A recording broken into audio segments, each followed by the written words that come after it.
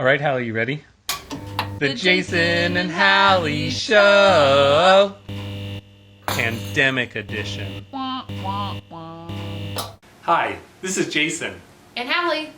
And welcome back to the year I got the runs. Okay, let's move on to something fun. Ooh, your passion. Up next. Trail running. Oh, sorry. Okay, so Jordan and Angela Zimmerman asked, will Hallie ever try a trail run? Now, I have been trying or suggesting to Hallie to join me at some trail runs. And I think you've mentioned that you did a trail run. I didn't believe her until she sent me this picture I'm going to put up, and it's going to be right about here because it's taken vertically, I think. But here's a picture of Hallie running a trail run, and here's a picture of Hallie's husband also running a trail run. He does exist. He's like Santa and the M&Ms. Easter Bunny. Yeah, Easter Bunny. Quadricorn. Quadricorn. Yes. Yeti. So, recently I asked you if you were interested in running the Tour de Trail run series with me, which is 4 races over, I don't know, like a 6-week period or something. They're all 6-mile races, but no pressure. But do you plan on running trail races anytime soon?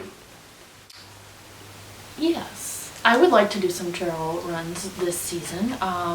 We'll just have to check out the schedule. Okay. Because I think the one I know for sure that you're doing, I have another race I'm doing that day. Okay. In August. Well, you don't have to sign up for all of them, but I do know that the whiskey run that we were supposed to run today is now the day before, because it's been moved to the day before one of the Tour de Trail races. It's the day after. Why does she know more about my channel stuff than I do? The reason I know is because that's the Saturday we had a race conflict, and I'm doing the Ronald McDonald House race on Saturday, and you're doing a trail run, and then whiskey's going to be the next day on Sunday. Okay, so I had my days flipped. She can't do it, but stay tuned. All right, do you want to introduce our friend? So Hallie just met this YouTuber from watching my videos and being introduced to him by me at races. And then now I'm always like, hey, it's Clint. And Clint's channel is, Clint is a tall runner. And Clint is a tall runner. I come up to about here on him, Which means I'm like down here. Yeah. Okay. So what's his question, Hallie? Clint's question is, how do you run without music? I'm guessing it's because you talk to other people. So I guess this question is geared towards me. I have never run with music. Even before I got my GoPro, I absolutely hate making playlists. Absolutely hate it. I put it in line with flipping through stacks at a music store, flipping through racks at a clothing store.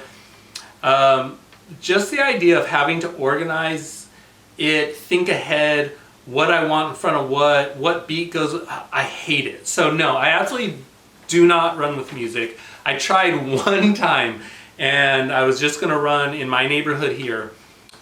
Got my music list put together, got my iPhone, that's when I had an iPhone, all situated, earbuds through my shirt, ran about 30 yards and the music cut out.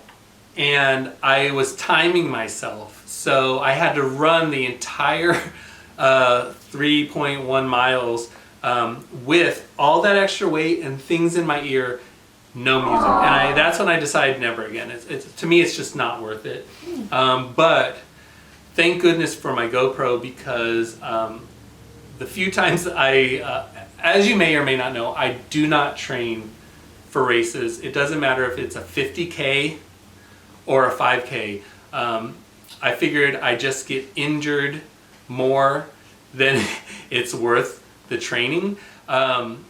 But when I do the occasional run that's not part of a race, I get bored to death because I don't have my GoPro with me.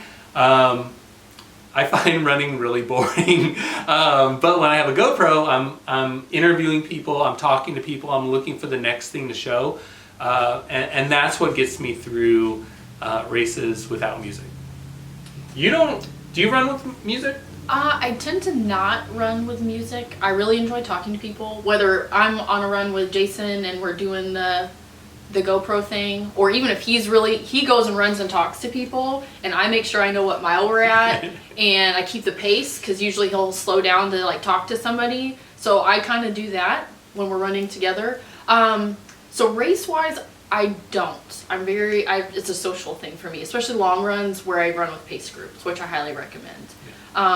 Training runs by myself though, if I'm doing speed work, I do like to use some tempo music. I don't know that this podcast still exists, but I had a battalion commander who turned me on to the Pod Runner podcast several years ago, and this guy put together all these nearly hour-long tracks that were different beats per minute. So if you were trying to hit a certain cadence, so I like to use those for speed work. I still have a ton of them saved, like on an old iPod.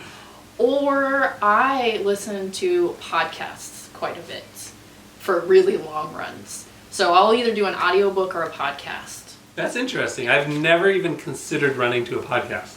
No. Cool. Which naturally I do a lot of running podcasts. My favorite is the Hallie on the Run show.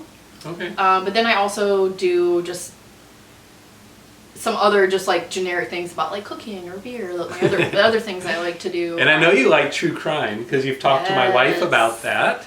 But I can't imagine running to a true crime podcast.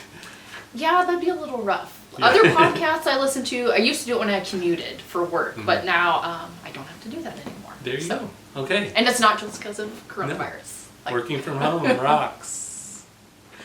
Okay. Let me read this one. Ryan F. Publicly.